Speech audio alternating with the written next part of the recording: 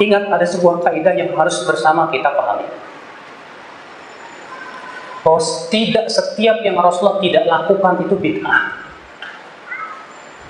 Tidak setiap yang tidak ada di zaman Rasulullah itu bid'ah. Walaupun bid'ah secara bahasa. Walaupun bid'ah secara apa? Bahasa. Karena, ingat kaidah ini. Tolong dicatat baik-baik, dipahami baik-baik.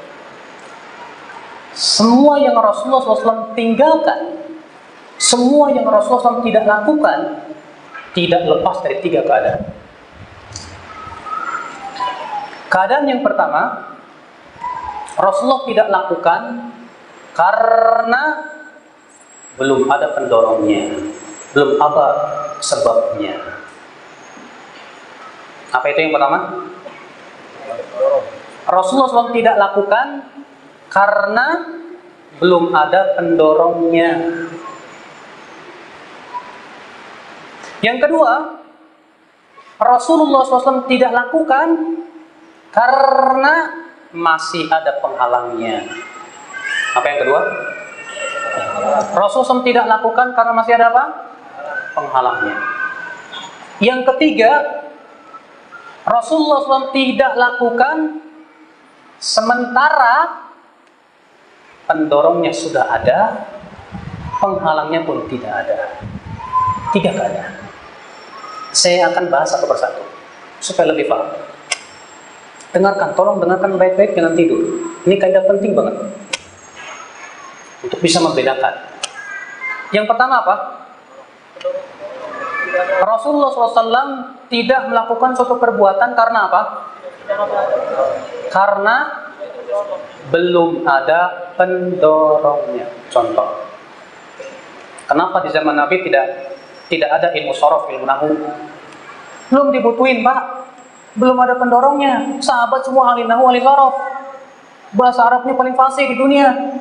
Sehingga tidak butuh di zaman Nabi bikin ilmu sorof, ilmu hadis nggak ada di zaman Nabi. Karena Nabi masih hidup, nggak ada sanad. Buat apa dipelajari? Ilmu ushul fikih nggak ada di zaman Nabi. Karena para sahabat semua dengan kefasihan bahasa Arabnya tahu. Ini mujmal, ini mubayyan. Ini khusus, ini umum. Ini mutlak, ini muqayyad. Paham mereka. Nggak butuh ilmu ushul fikih. Berarti belum ada pendorong.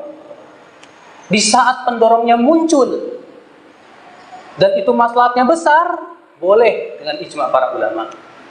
Nah, ini yang disebut oleh sebagian ulama maslahat mursalah, atau dengan kata lain bid'ah hasanah.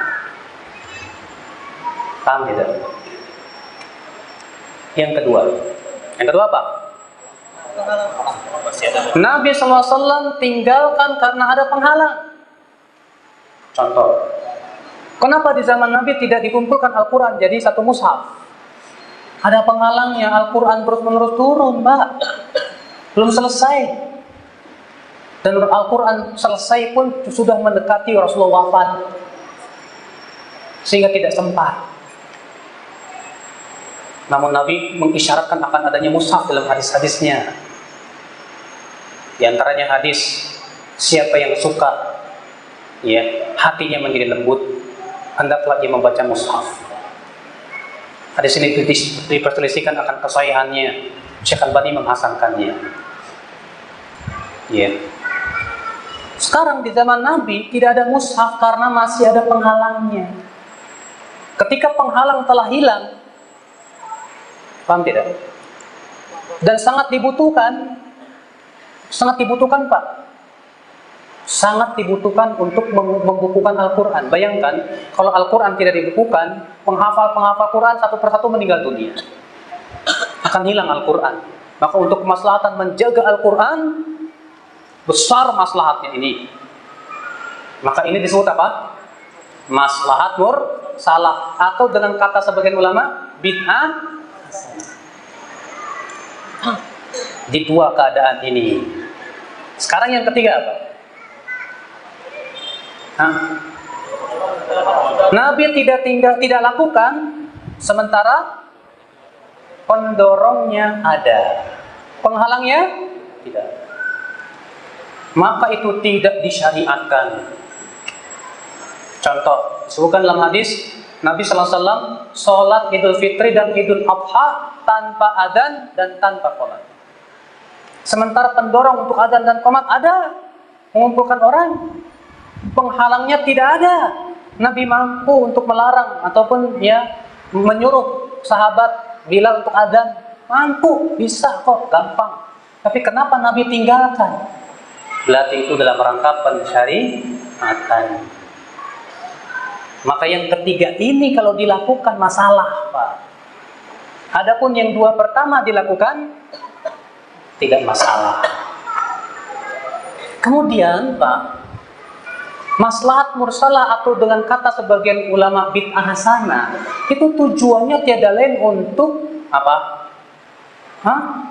Membela Al-Quran dan di mana kalau ditinggalkan bisa jadi menimbulkan mudorot. Atau dilakukan karena adanya maslahat yang sangat besar. Saya bertanya, kenapa Rasulullah SAW tidak sholat tarawih tiap malam? Ada penghalangnya tidak? Ada penghalangnya. Pada Rasulullah mampu tidak untuk sholat tarawih tiap malam? Mampu. Kenapa Rasulullah tidak lakukan?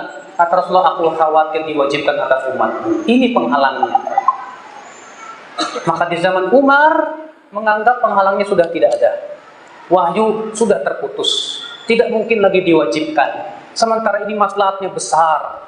Makanya Umar mengatakan sebaik-baik bid'ah ini. Jadi pahami baik-baik, ternyata Pak, sebetulnya ada titik temu antara orang yang mengatakan adanya bid'ah hasanah dengan yang mengatakan tidak ada bid'ah. Ada titik temu. Ulama yang mengatakan adanya bid'ah hasanah seperti Imam Syafi'i, Imam Nawawi. Tapi ketika dibahas tentang masalah yang sifatnya apa? Yang ketiga, semua sepakat itu bid'ah, nggak boleh.